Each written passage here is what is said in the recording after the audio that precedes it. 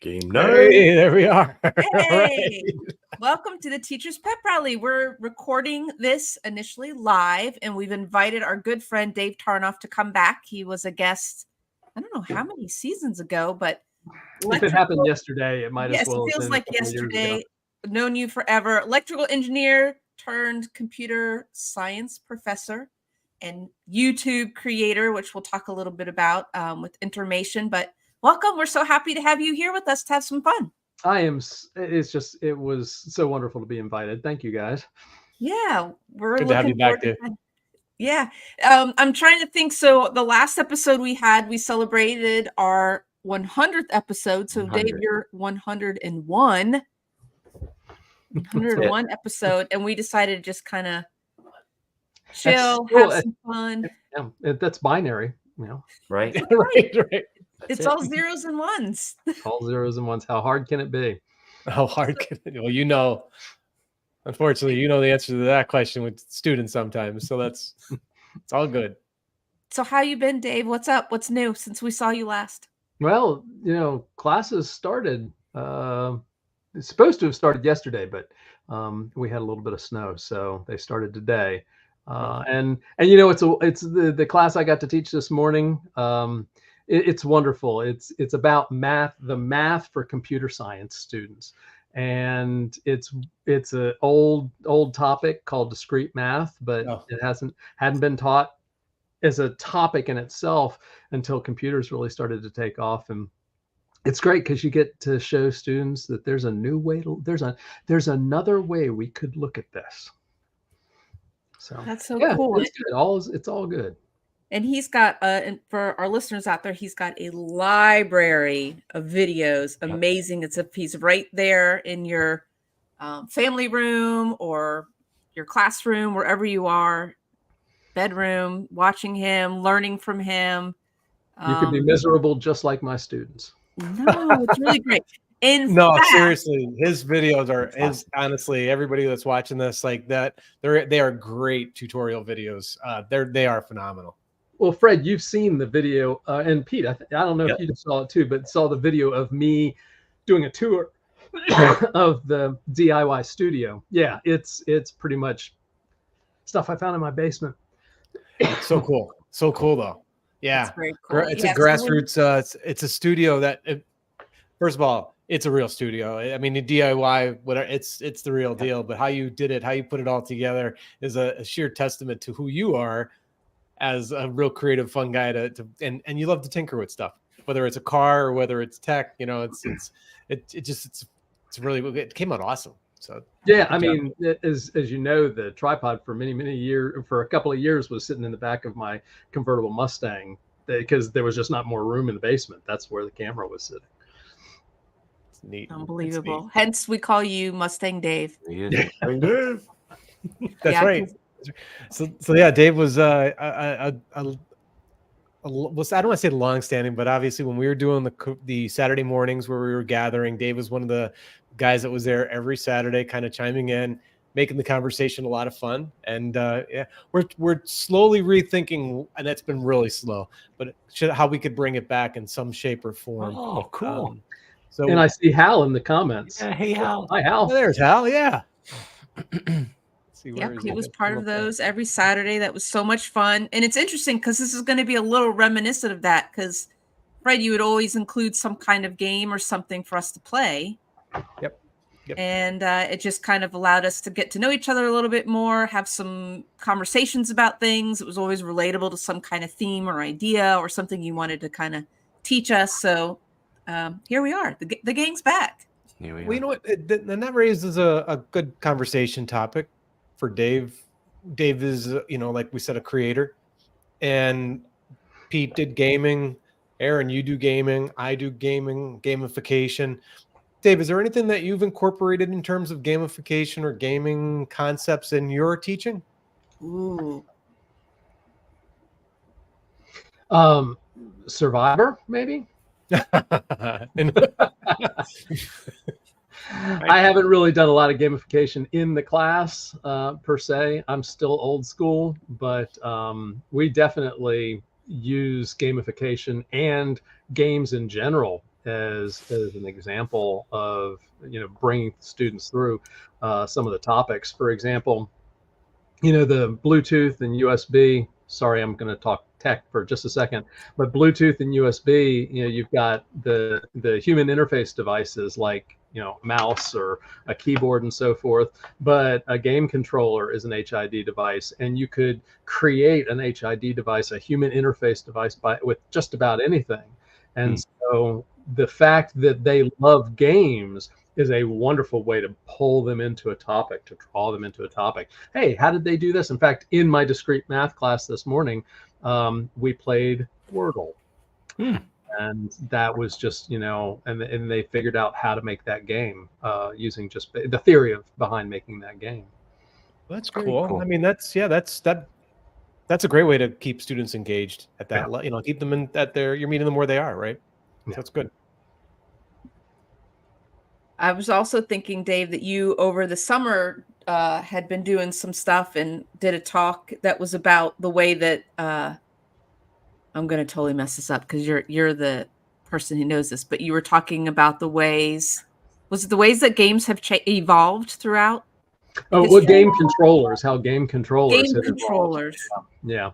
All the way back, to like the Pong with the little, it was just a knob, a single knob that allowed you to go up and down, and how they evolved. And then the first great breakthrough, which was the Nintendo Power Glove, which sent data instead of voltage levels. And so, yeah, it was a lot of fun. I think the students really enjoyed it. We did that right before a Smash Brothers tournament. Nice. I just saw the other day, Atari's back in the mix again, and they've been coming out with some next generation Atari consoles, kind of reminiscent of physically, I guess, in terms of form factor, the Atari 2600. I just saw the other day the Atari 400, but a mini version of the 400. It looks like the 400, but it's still smaller. But the new handheld Atari, and I apologize, I can't quite remember what the name of it. Maybe Hal, you could look it up real quick. They were talking about this new Atari handheld tablet-esque type gamepad, but I guess it encapsulates all the traditional controllers. So there's some joystick element for the thumbs, but there's also a jog dial, and I think there's something else. I don't know if I think there's a trackball in it too. So that's kind of a first. So they're trying to bring in all of that, and knowing your background in electronics, I was thinking, boy, that's a lot to pack into one solid state type of device. Right. And then you get the feedback going back to the player with audio and haptics, with the vibrations, the low rumbles versus the high buzzes, and also, all sorts of really cool stuff. And they've got, most game controllers have accelerometers and gyroscopes in them too, so that how they balance and how fast they're moving in a direction, or one direction or another. All sorts of really cool things you can do. Yeah, that's a lot. That's a great concept, and it does that. I think people would be amazed to see the complexity that really is inside those little plastic boxes. I think sometimes we take it for granted. And Pete, this may interest you. I had a graduate student I was working with that was doing. I won't divulge too much of his thesis, but it was a way to teach music to on a particular instrument. And he created this little thing out of a Raspberry Pi. Very cool. And he was talking about extending it to, creating an app so that they could see on the screen how they were doing. But really, all he needed to do was take that device and make it act as if it was a game controller. Very cool. And then it could interface to anything, a computer, a game console, anything. That's cool. Kids, young people, they love video game music. Yeah. I'll tack that onto a lesson, some sort of activity. We're playing instrument versions of the Among Us theme or Mario or any of that. They love that type of stuff. We'll go on to even the 8-bit stuff, 8-bit sounding themes, and they make their own video game music. They love that stuff. Neat. Huh. To Dave's question, even like the older stuff, Pete, like the 8-bit and 16-bit, love it. They love all that stuff. One of their favorite, when we do the theme from Tetris. Oh, we'll do the Tetris in a very Russian folk songy style, and and that's a great lesson because it accelerates in tempo and it gets harder and harder and harder. They love it, and then we'll blow off some steam and play it for the last 5 minutes. The other thing that they love this year is four corners. Anything four corners. Four corners is huge this year. It's had a big comeback. I just say that's corner 1, 2, 3, 4, and we make it. It's just a great way to get them moving and get information in their head, get them active, and just say who knows something, who doesn't. That's been really, really helpful this year. Huh. That's very Love cool. Well, I want to quickly just mention something. Fred, 25 years, you kind of like alluded to it last episode, but I saw something you posted on social media that, kind of talked about how meaningful it was to you. So do you want to share it with everyone here at the pep rally? Yeah, I would love to. First of all, I'm in, Dave and I are, at teaching at the college level. We have a very similar background, even though we're different subject areas. We have a lot in common, from the Disney side of things to just tech and tinkering and everything. But I think he could appreciate what I'm going to say. And I know Aaron and Pete, you do, but we had our 100th anniversary episode last week. And then the next day I was back in the classroom that night. And that was technically the 25th year that I have been teaching. And I don't keep track of those things. Yeah. No, thanks, David. It's one of those things where my employer, the university, kind of reminded me in various ways. So you go into the classroom. And so that night, before I went into the classroom, I saw everybody going in. It's kind of a relatively large section of about 23 students, and not super large, but bigger. And the chatter was in full tilt. I think there's been a number of conversations we've shared over the past year, 2 years even, right? Post-COVID, where we were noticing a difference in students, a change in students, a change in the vibe in the classroom. It feels like there's like a lack of interaction. They'll just sit there, like oddly sitting there. And so that night when I walked in, it was like back to 2017. It was 2018, early, 2019 or even, but it was great. They were laughing, they were joking, they were picking on each other. Now, these are also the students that have been around each other for a little while. These weren't freshmen, and they all kind of know each other. They've been working with each other in other classes, projects.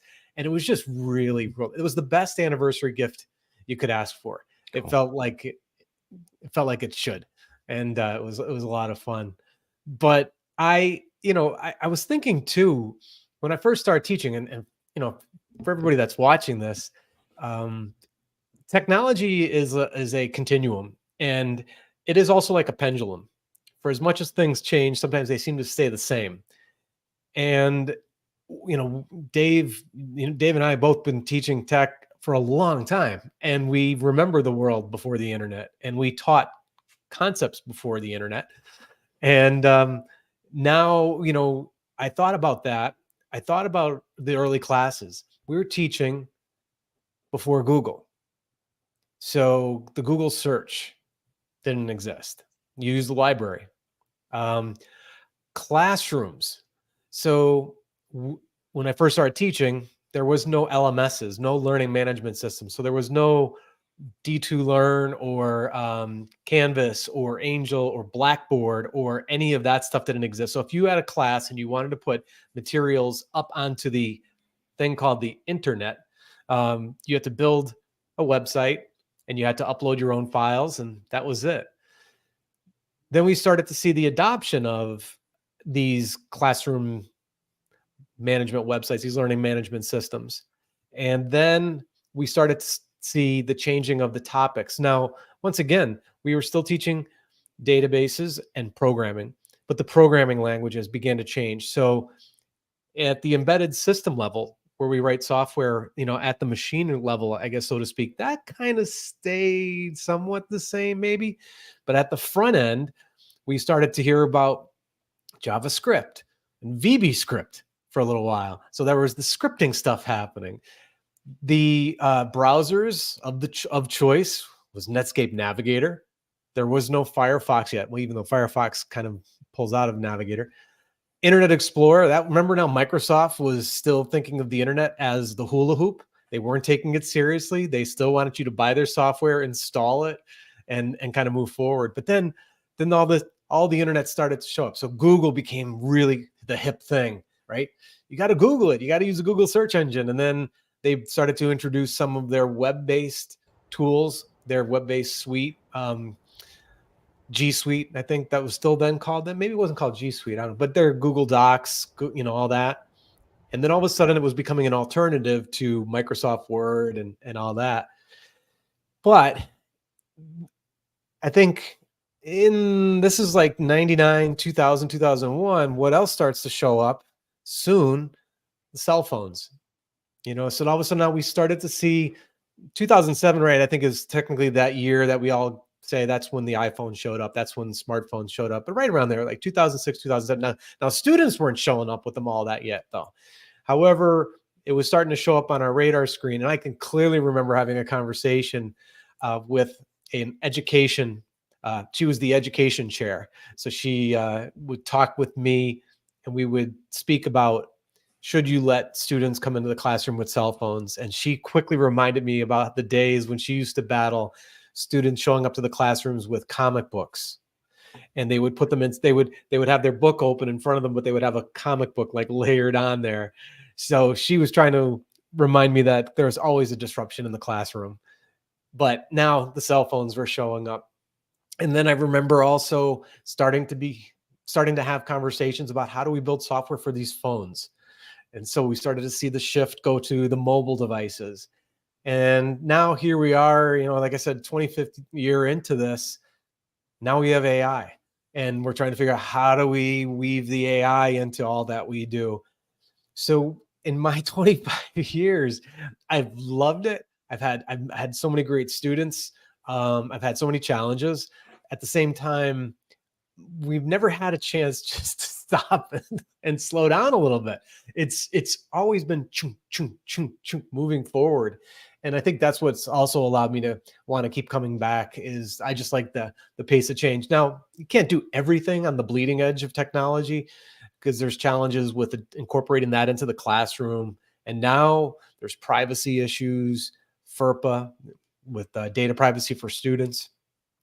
And when you want to build all these cool tech solutions, you have to utilize some of these external sites because the universities and the colleges have a hard time replicating that kind of environment internally. So there's challenges still that exist there to make sure we're training people and doing getting them ready for what they need to know.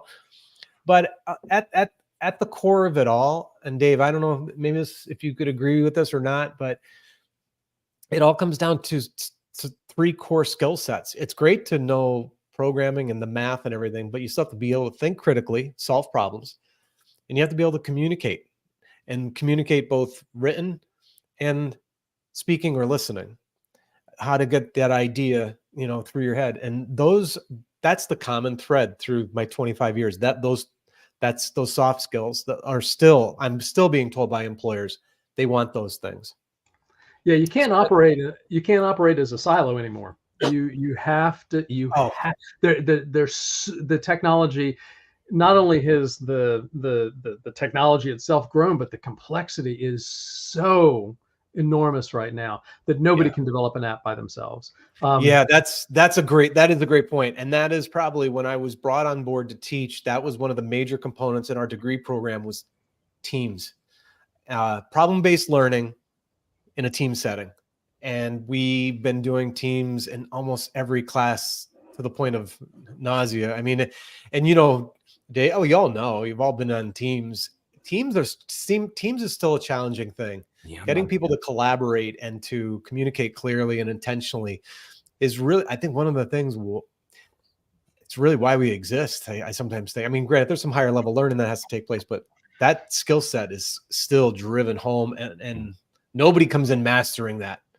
If you had an opportunity to build a team, to pick the entire team, thinking that it's going to be exactly who I will work great with, I guarantee you, work together with them for just a week, and you'll find out, there are still issues, and you've got to learning how to work with people in order to get. I love the analogy of teamwork being a bunch of vectors. If you add, I'm bringing math in again. If you add vectors together and they're all pointing in different directions, the sum total is 0. But if you get all your vectors pointed in the same direction, if everybody is sort of going, they don't even have to be going in exactly the same direction. If they're sort of kind of pointed in the same direction, you can go far. Yeah, that's a great analogy. Doing like project work with my 5th graders, if the drama starts, the bickering starts, and I see nothing happening except noise and frustration, I stop the show. I say, hey, I'm going to foresee the future right now.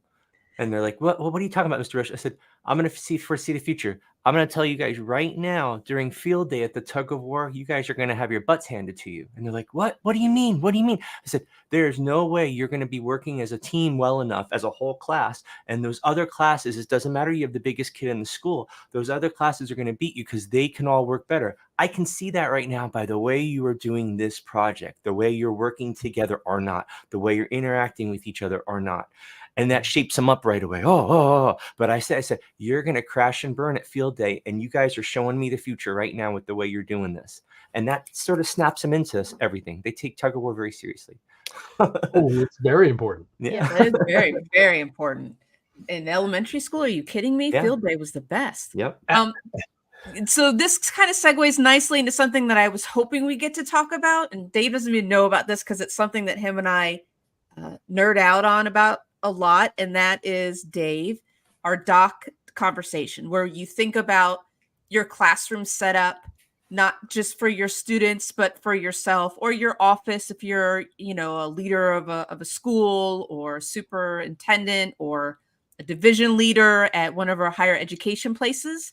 And, what you all are talking about, that's what I'm visualizing is, do you think about how you set up your classroom, not just for your students to be able to work in teams, or this is an individual day, or it's a discover day, but also do you think about how you set yourself up? And I created a little game scenario, since it's game day, for us to look at some Disney classrooms and assess what's happening there in the setup, and talk about how we think that we would set it up if it were our classroom. Are you guys game to play?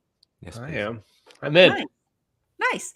And Fred, while you're pulling it up, I'm not kidding. I didn't tell Dave that I was going to do this, but Dave, do you want to kind of share with everyone where this idea kind of came from? Hint, it's your bag. Yes. Tell us about your bag that you downstairs, so I can't use any sort of visual aids at this point.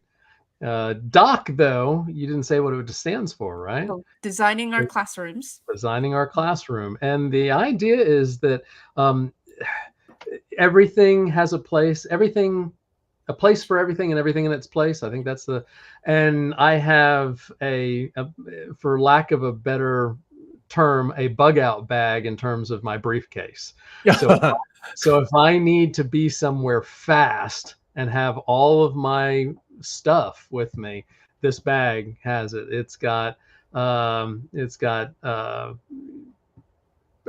power strips. It's got every possible cable you can think of. It's got little wireless mouse. It has video adapters. It has a lighter. My wife looked at it. Why do you have a lighter? Well, you don't understand. Electrical engineers, whenever you need to shrink it's called shrink wrap. Whenever you want to shrink tubing around a wire and you don't have a heat gun, you use a lighter. Also, who knows? Candles, all sorts of stuff. But I can't think of all the things in it, but I've got headphones. I've got 3x5 cards. I saw Crystal Maria talking about index cards. Hey, Crystal, how you doing?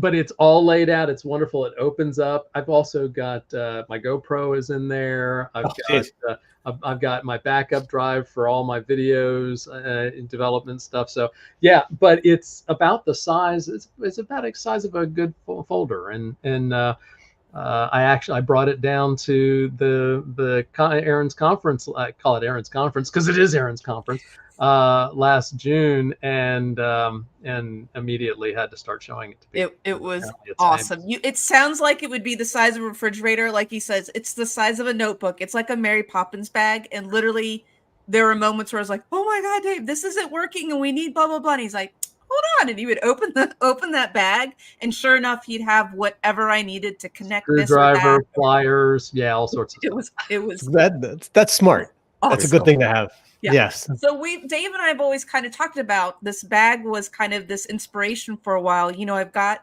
these workshops I've been kind of developing for fun, and they all have a name, a reference to one of the dwarfs from Snow White and the Seven Dwarfs. So Doc was the one that we named this because it can be a nice acronym, designing our classrooms. And we've always kind of talked about, you know, what does your space feel like when you're sitting at your desk or when you're working? Pete, like you'll see, I'm sure you can figure out which one, but I used a Disney movie to kind of look at that person's classroom that kind of made me think about, I wonder what Pete's classroom looks like. And same for you, Fred. So if you all will do, this is kind of like the Disney leadership cards I made. We'll see how this goes. It may not work, but I thought it might just be fun as kind of a game to just kind of think about and look at these Disney classrooms and discuss what we would do or what we like about it. Does that sound good?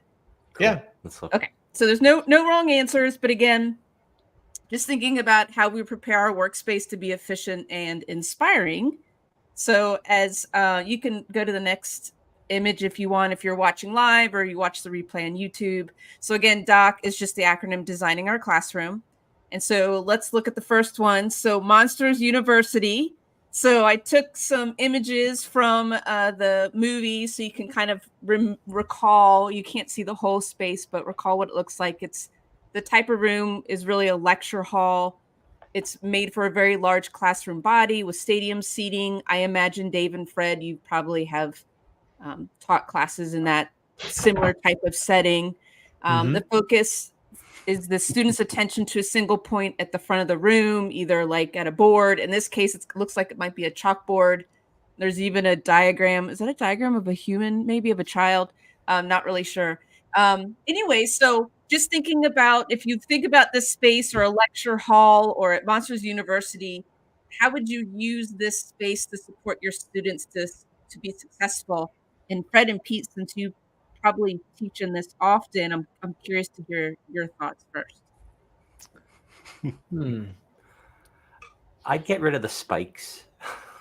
Spikes on the ends of the chairs. So everybody that can't see this, in the picture, the chairs, all that. But spikes what? on it. The spikes on the back of the chair. See, that works really well because whenever the student starts to go, it falls asleep and their head goes back, the spikes will wake them up. I think that's perfect. Okay, fair enough. More spikes. No, the thing that has always, as a teacher, I've never liked the sage on the stage. I move constantly. I'm going up and down the stairs. I'm, so yeah, in fact, the class I taught today was all in an auditorium, and it's very easy to lose students in terms of their attention. And so movement, constant movement, talking to this, talking with the students, exchanging, making fun of yourself or whatever. It's great. I had a great chemistry teacher at college that Dr. Brownlee. And in fact, my wife and I, it turns out we were in the same class before we knew each other. We met in college, but it turned out we had Dr. Brownlee at the same time. And he used to have like a reagent bottle filled with rubbing alcohol. He would go up and down the stairs. He'd start a fire with a rubbing alcohol, and he would walk up and down the classroom with this trail of fire following him. It takes a lot of energy to teach in a classroom like that. For sure. That I would definitely agree with. The energy is different. You're projecting more, and you're walking up, and I do the same thing. I walk up and down the steps, stand on the side, project from there. For that space too, and it doesn't have to just be the big space, I would lean on a little bit of tech. So two things. definitely make use of any kind of audio to really get the sound going in the room, to kind of get it, when they're coming in, maybe get their attention.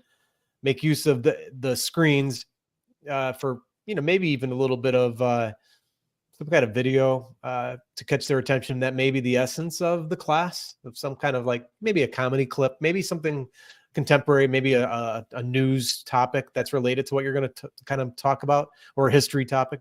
But also make use of something like a clicker, or getting them to maybe even use their mobile devices, so that if you are going to speak on a subject and you want to get some feedback, to get some learning going on, and you could post a code up on the screen, have them log in with a device, or like I said, if they are using the clickers that some students could buy at the bookstore or whatever, that's what I would kind of weave into that space, to kind of bring it in and make it a little bit smaller, just to get them, whatever we do, let's do something interactive. Yeah, and you know what I like about that, Fred, is that as the students are coming in, you right away are signaling this is the expectation in this space, right? That we're going to get right to it, that it's going to be interactive, right? I want you to be engaged. I want you to be awake. I want you to be in this space with me. The one thing that I notice in here, as I'm staring at the image even more of the monster students sitting in the seats. When I was in college and I had a class that was in the lecture hall, or one of the lecture halls, I'm a lefty, and it was an old school college lecture hall. So the little desk thing that kind of comes down in front of you was always on your right. Yep. Was always on your right. So I would have to kind of turn and not face the teacher. Yep. So that I could write or take my old school notes in my notebook, because there was no left-handed desk. Oh my gosh. One other point, I feel like if there was a spotlight in that room, you would see a lot of dust in the air, just very dank and thick and just ugh. And I think that would just drag down the energy. So I'd get an air purifier in there and clear out the air a little bit, and crack a window if possible. Probably a lot of monster dander too. Yeah, there probably is a lot of monster dander. Okay, how about the space for yourself? What if this was when your students weren't in there, if this was a space that you were expected to kind of do your grading or your work? What would you do? Are there things that Dave always says, are there certain things, putting my Dave hat on, certain things in your space that you always like to kind of have really close to you that's easily accessible, whether it's something that just makes you smile or happy, or something that you just always need to make sure you have really easy access to when you're working? Dry erasers, or dry erase markers, not dry erasers, but the markers. Yeah. That's like a commodity.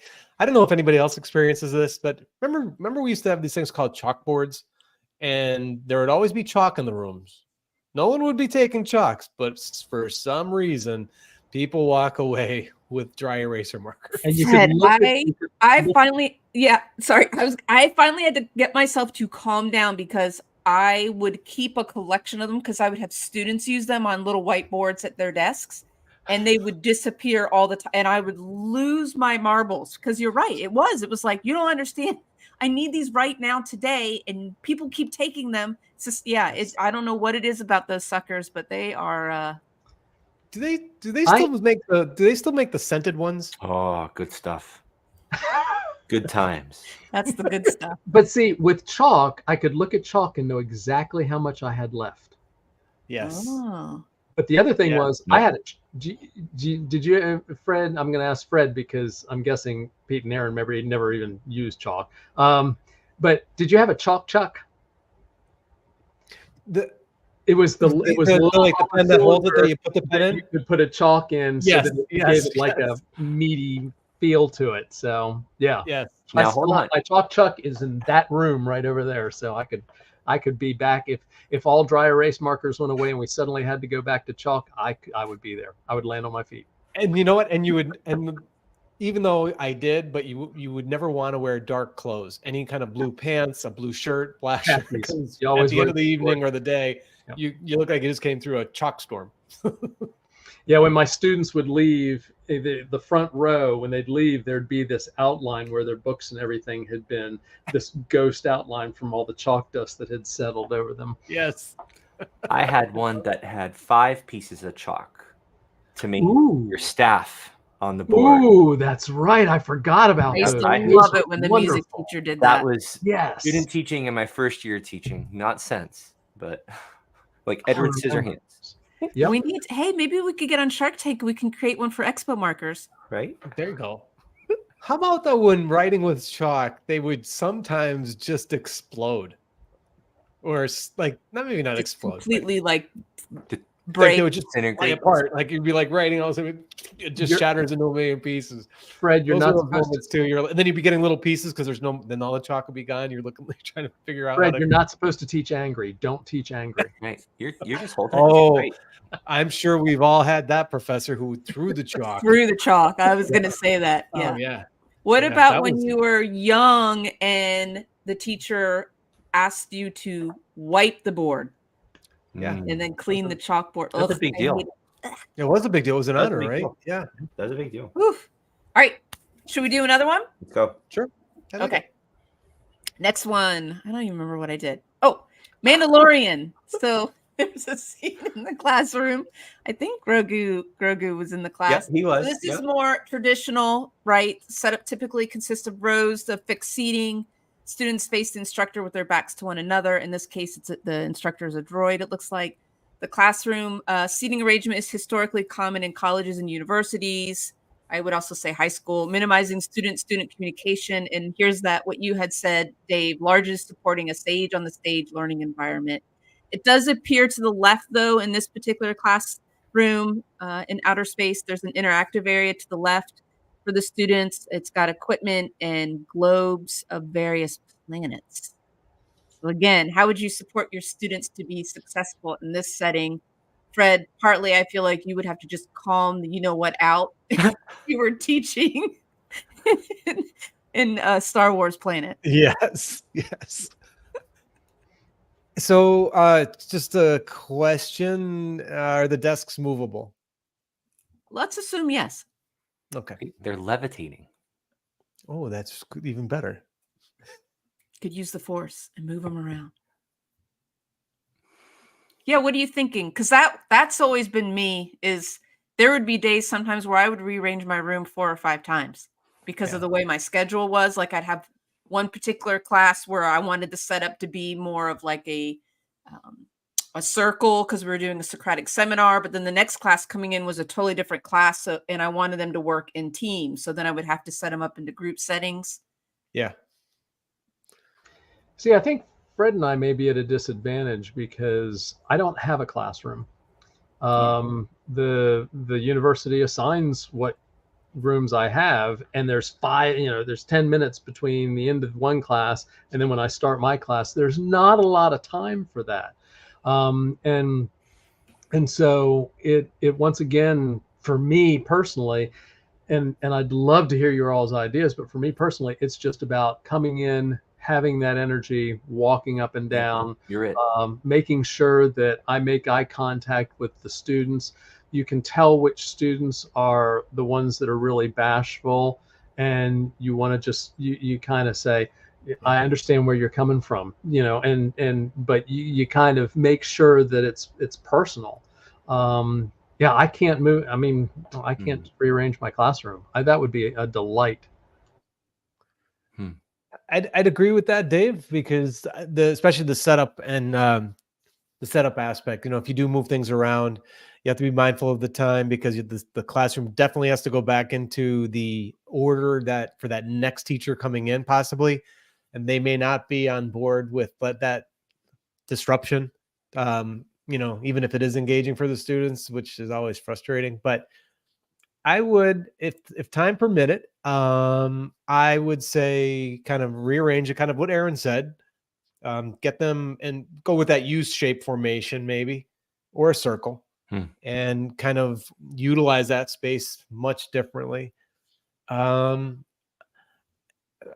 know what? In that situation, also with that space to the left, I wouldn't even have the students sit. I would have them gather all around that space and make them, if it's a 45, 50-minute class, maybe if you're going to be demonstrating, get them up, bring them, take some notes, make them part of the class at that point. It reminds me of a practice that I learned a while ago about the stand-up meetings that take place in hallways. You call people together instead of going into a room and sitting down and getting sedentary.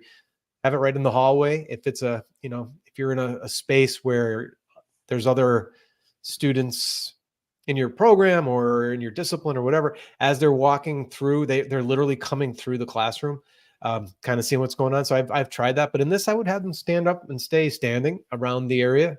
Even if you are going to do a little bit of a talk, get them up, and kind of goes back to what you were saying, Aaron. It's get them up and moving, or somebody was just saying too. That's what I would try to do. Yeah. And do we assume that since the droid is in the front of the classroom, that AI is teaching the students? Yes. Of some shape or form, yes. This is going to be an odd question. I have never, I've had people threaten, "Oh, it's a nice day. Let's take the class outside." Have any of you all done that? Very often. And what was the result? Love it.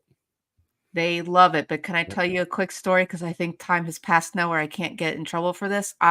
We were doing a poetry lesson, and I was like, it's beautiful outside. They were antsy. We're getting close to spring break. And I was like, speaking of chalk, I happen to have chalk. So I gave all of them a piece of chalk. And I was like, let's just go outside and be inspired, by nature and poetry, and just something inspires you, just write a line of write 2 lines of poetry near that space. And I don't know what was up with that chalk, but let me tell you, it was weeks. I still saw, even after rain pour, I saw places around our school campus where I could still see the poetry. Wasn't that great? Written in places. And I was like, oh my gosh, I'm going to get so much trouble because I basically vandalized the school property without asking anyone's permission. So just be mindful of the chalk you use, I guess, is the moral of that story. Yes. I'm pretending that all those desks are over like Jabba's Rancor pit. Oh, And I'll just drop in. If you tick off the teacher enough, yeah, that gate's gonna drop open on one of those kids. They're just gonna fall in there. I'm also thinking that if I'm up front, I'm using a lightsaber to point at my board. Yeah, it's kind of. I expect more from these. Yeah. Come on, these Star Wars people. I agree. Maybe have it projecting 3-dimensional in the middle. Yeah. Get off that board in the back. Carrie Fisher was looking at that in 1977. Get off of that board. Lazy.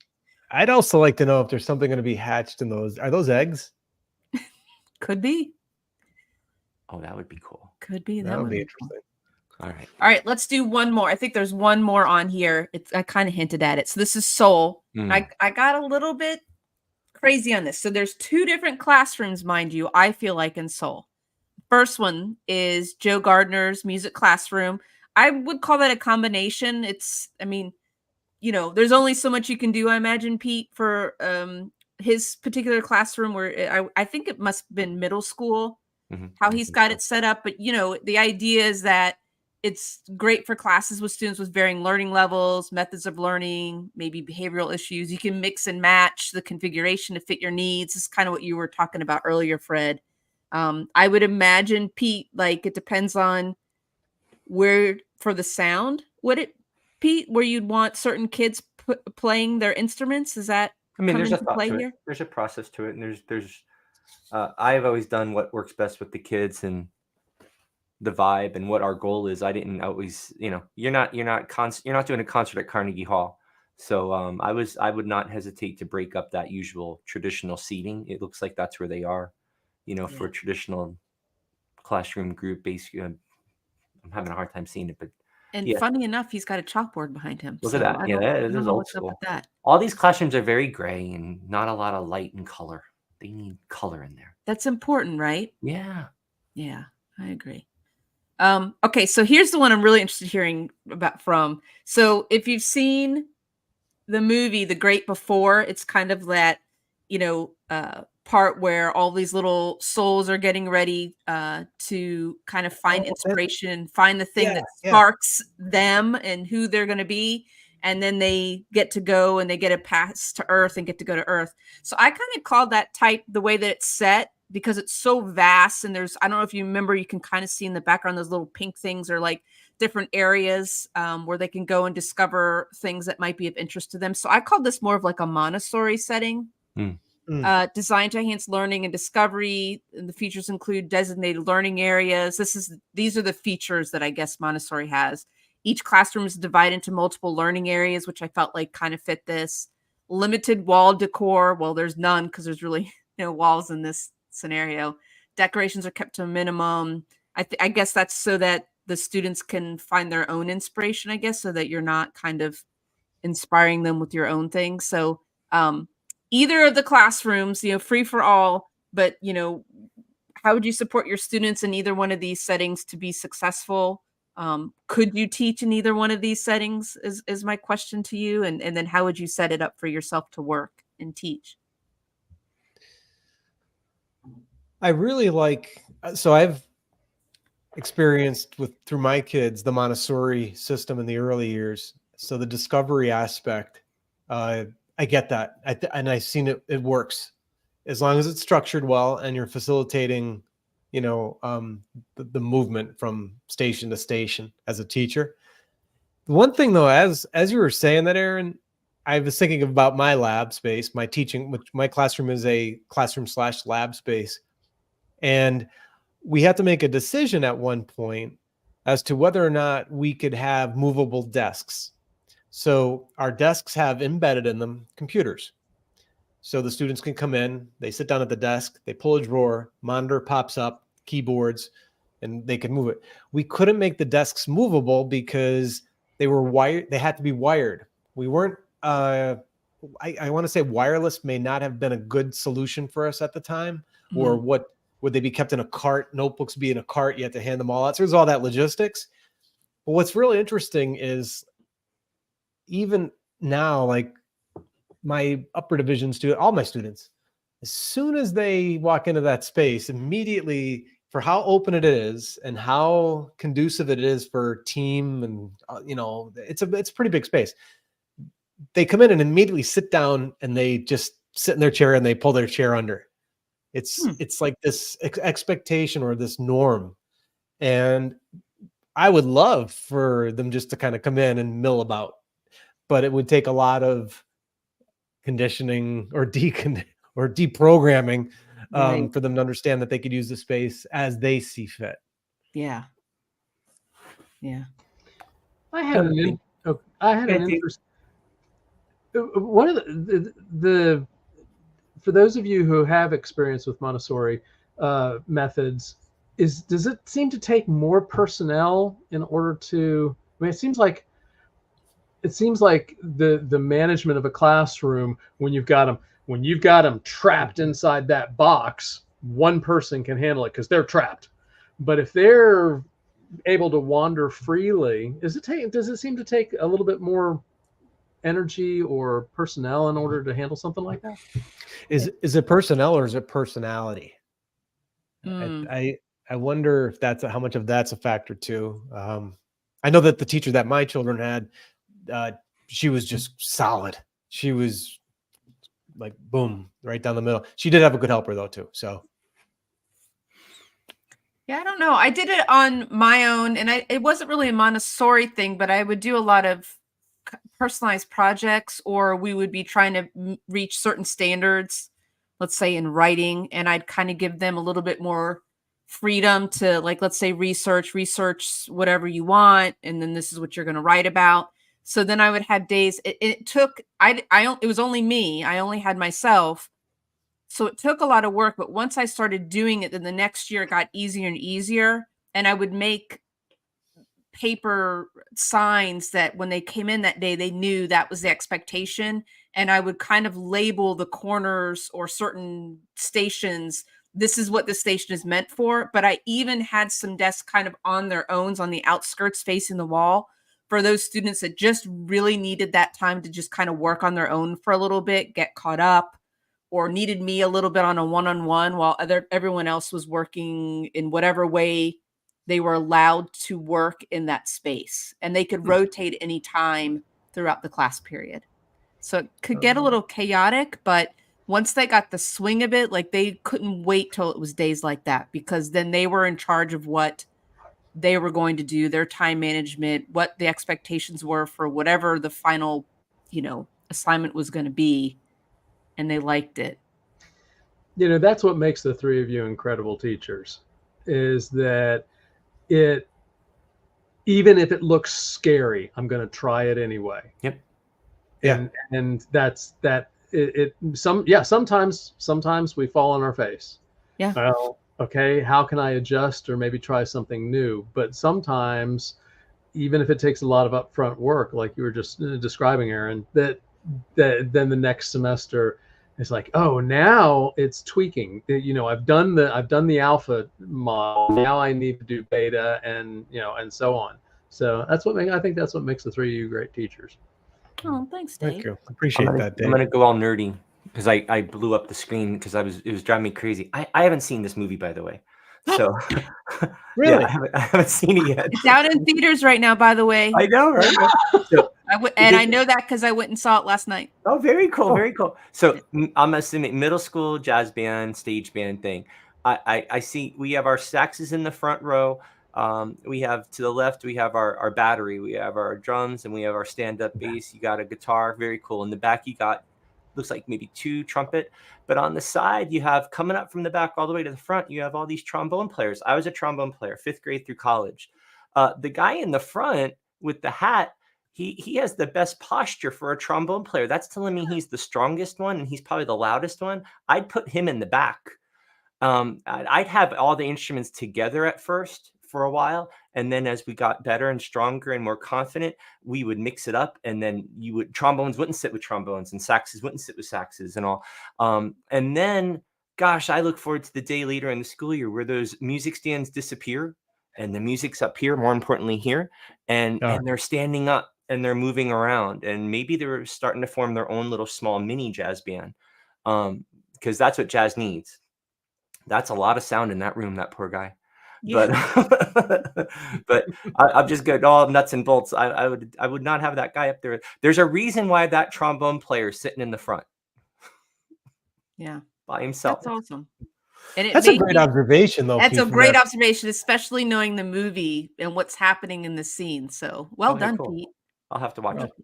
All right. Well, that was it. Thank you. That actually ended up being an even more, I thought, fruitful conversation than I had even imagined. So thanks for being my guinea pigs once again. Hooray, hooray. Yeah, and I'm hoping that as people are listening to this, especially the teachers, that it kind of goes back to what Dave just brought up, and that's give it a try.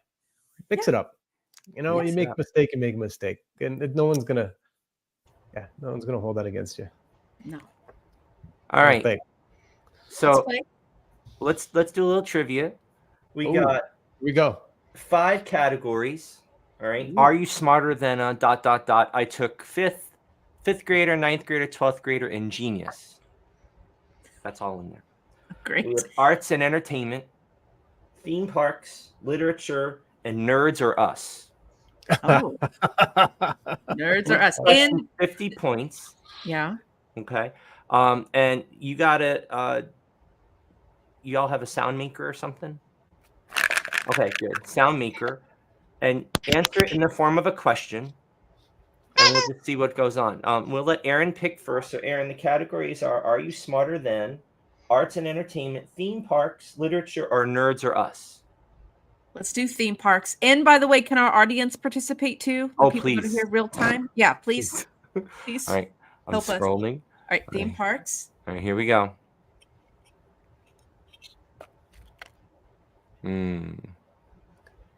She's going to know all these. All right, here we go. What is the only Disney theme park in the world that does not feature the classic attraction Pirates of the Caribbean? That's not, no, I don't think that's accurate. I think they all have them now. Well, I'm going to go, well, House says 42. I love that reference, by the way. That's amazing. Maybe they're right. I don't know. I might have to ask my wife on this one. The only theme park, Disney theme park, so like Magic Kingdom style park that does not feature the classic Pirates of the Caribbean attraction. The classic. Is that the key part? Yeah. A Pirates of the Caribbean attraction. Oh, My sources, does anybody know? You want to give up? I'm disappointed Yeah. with this one. I was My going to say, sources is saying Tokyo Disneyland. That's what I was going to say. yeah. They don't have. I'm gonna have to ask my wife. Bring the wife in. I know. So you don't. So you're asking the questions, but there's no other side of the card to tell you what the answer is. Well, No, he has them, but he's it's not showing, so I'm just going to. We're just going to read it out loud. Okay, no problem. We're going low. We're going low key. All right. So, Aaron, pick another category or keep going. Smarter than arts and entertainment, theme park, literature, nerds, or us. Let's do literature. Oh. Literature for 500, please. All right. Here we go. For the chip. And whatever comes up, I'm scrolling. Whatever comes up, we're asking it. Oh Lord. Which Shakespearean play features the characters Rosencrantz and Guildenstern? Oh, Aaron, Hamlet. you must answer it in the form of a question. I'm sorry. What is an omelet? What is Hamlet? There we go. Dave with the steal for 50. Dave, you have the control of the board, sir. Ready to Oh, go, do Dave? I? Well, I'm going to have to go with the nerds. Nerds are us. By the way, Hal, if you're listening, Hal said it is Tokyo Disney. There we go. Friends, in computer programming, what does the acronym SQL stand for? Fred, I think that was a sound. Yes. Did you hear it or no? That'd be You good. okay, Fred? You okay? You all right? Structured query language. 50 points for Fred. Keep track of your points. They don't matter. They don't matter. Did you say Fred, they you have don't matter control or of they the do board? matter? All right, Fred, I'd pick like a to- category. I'll stay with the same category. Oh, now I have to scroll back down. Sorry, All right, here we go. because I forgot what the other categories were. Who is the only non-Jedi Sith character to use a lightsaber in the original Star Wars trilogy? Non-Jedi character. Repeat the question. Oh, go ahead, Fred. Fred, I think. I think it I was. got it. Han Solo. I'm sorry, you have to answer it in the form of a question. Oh, who is Han Solo? Yeah. You are correct, sir. That's right. Keep When he track cuts of your open the points. tauntaun. Fred, you have control of the bird. So the other You have categories control again of the were- You have control of the bird. Wait, so the categories once again were Are you smarter than a ... arts and literature, theme park, literature, and nerds or us? that with the ... one. All right, here we go. Oh, that's a category? Are you smarter than a... I thought it was the title of this game. Oh, Me too. well, yeah, we're not very organized. Fred's on this. winning. All right, here we go. Who is the famous mathematician credited with the development of calculus? Trick question. There are two. Calculus. This Fred, is from Dave? the Are You Smarter Than a 12th Grader? Apparently not. Nope. Yes, Fred. Newton? You are correct, sir. Or who is Newton? There's the other one. Sir Isaac Newton and Gottfried Wilhelm Leibniz. Yes. Okay. Did I pronounce it right? I think it's. Fred, you're in Is the that lead. I like believe the you have Abacus 150. original thing or Say what? no? Okay. No. Moving on. Fred, you were at 150, sir. I'll do. I'm gonna press the wheel. Go to literature. All right, here we go. Literature. Uh-oh. And somebody in the my son put Charlie Brown. Okay, good luck with that grade later in middle school. That was a good guess. Mm-hmm. All right, here we go. Thanks, Yes. Thank you, Hal. Abacus. In George Orwell's 1984, what is the name of the oppressive government that controls Oceania? Yes, sir. What is Big Brother? Maybe- Sorry. Close. It's been a while. I was before 1984 since I've read it. right. Oh, Lord. Um, Speaking of, isn't that what Apple used to? Was that for Oh, the yeah. Apple? But yep, Yes. Which Yeah, computer, yeah. Fred and Dave? it was the Mm. Mac, wasn't it? The release of the Mac. It was Yeah. their- Isn't that the scene where she's running down the Yep. big and with sledgehammer? the sledgehammer. Yep. Correct answer. What is the party? Ah, The party. Oh, that's right. There we go. Oh. All right. Fred, Okay, let's go back to the ... All right, here we go. What is the powerhouse of the cell? The powerhouse of the cell. My son should know this. I was going to say, I think I need to call a friend, and it's This going to is be Are your You Smarter son. Than a Fifth Grader, people? Do you have any idea how long it's been since I was a fifth grader? Oh, look at my kid. There we go. Nice. Got it. You're so right, dude. There we So- go. So, kid, what category? Yeah. Now, Pick you a Matthew, what category. category? I'll answer for him. All right, let's do some arts and entertainment. Okay, we haven't done Here we that yet. go. Here we go. A&E. A&E. Too Bravo. easy. Too easy. I am not going to do that. What is the Hallmark Channel? Here we go. Oh, Fred, we need to have a category for Fred just for that. What was the name of the fictional high school in the movie The Breakfast Club? I love this question, and I think it starts with an R. I'm just going to start helping everyone. Yeah. There are 2 R sounds. I can The see name it. of the high One school. guy wore the letter jacket. Fred? Richard Reynolds. Sorry. Who is Richard Reynolds? Oh, I just broke my Oh, I computer. thought you were giving up on us. No. Shermer High School. Oh, Shermer, like Shermer. High School. All right. I We're don't- going to go to I don't Dave like with control of the board. Dave. Who, me? Yes, sir. Let's Call back, Kyle. Ready, player one. Let's do you have any theme park ones that are not easy, Here we go. or that are actually, what should I say, I need them easy? Pulling it up. See, students, it's okay to not know the answer. Just try. Which Disney theme park features the attraction Mystic Manor? Interactive dark. Oh, yes, sir. What is Disneyland Paris? Ooh, sorry. Oh no, I'm sorry. No, that's No, we're sorry. Yes. Aaron? Is it Tokyo Sea? No. Ooh, it's sorry. Not. Fred? What is Shanghai? Disney? No. It's Hong Kong, isn't it? It is Hong Kong. Yeah. Oh, we got everyone on the other one in there. I said it like that. Oh no. Aaron, we're gonna go back home for this one. Okay. What is the name of the theme park in New Jersey known for the Kingda Ka roller coaster, 456-foot drop? Wait, is this just for Aaron? No, it's for everybody. Isn't that what is Six Flags? It has more of a name to it. Oh,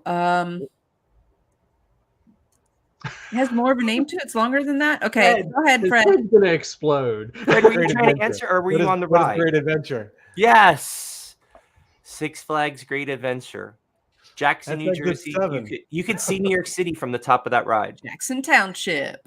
There you go. Hal got it. Naoki got it. Very aggressive monkeys on the Safari drive-through, by the way. Oh, yes, they are. Have you heard? Yes. I got stories. All right. In Disneyland's Magic Kingdom, I think it's actually both Magic Kingdoms. What is the name of the famous restaurant located inside Cinderella Castle?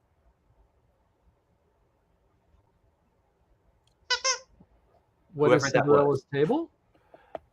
Say it again, sir. What is Cinderella's table? Ooh, sorry. We need the full complete title. What is the royal table? That is correct. Cinderella's Royal Cinder- Table. All right. Couple more. Aaron, you have control of the board. Oh boy, let's try literature. All right. Even though that makes me nervous. Pulling now. up some literature. I know, right? You're going to be judged harshly. I know. It's all right. Judge away. Fred, what? What? I thought you were going to ask something. Oh, no. Who's I know. laughing? Who is the author of dystopian novel Fahrenheit 451? Fahrenheit 451. I just Aaron? took that off my bookshelf. Ray Bradbury. Ray Bradbury. I used to teach it. What theme park in Orlando is he connected to? Epcot. Right. What is Epcot? What is Epcot? Very nice. Beautiful, Dave. Very nice. I'm just thrilled that I'm squeaking my dog's puppy I know. nose I toy. should have brought and they ours. haven't Then. started barking. It's I was gonna amazing. All say. about. All right, Fred, pick one. We'll go back to the what is a geek? The geeky nerdy category. Nerds are us, Fred. Nerds Wait. are us. Thank Fred you. Abley. Who Thank you. is Fred Abley? Nerds are us. I'm trying to find one good for him. That's too easy. All right, here we go. What is the term for a programming error that occurs when a program attempts to access memory that has not been allocated? What is a memory protection fault? Okay. I have segmentation fault, but I'll go with you, sir. Yeah, Yours sound more official, Dave. yeah, it did. I'll go with you, sir. All I know is that I didn't realize that using this as my noisemaker would mean every time I squeaked it, I smelled dog spit, which is Oh, nice, nice. It's a new aftershave. Aaron, give me one. Well, let's do the arts one, please. All right, here we go.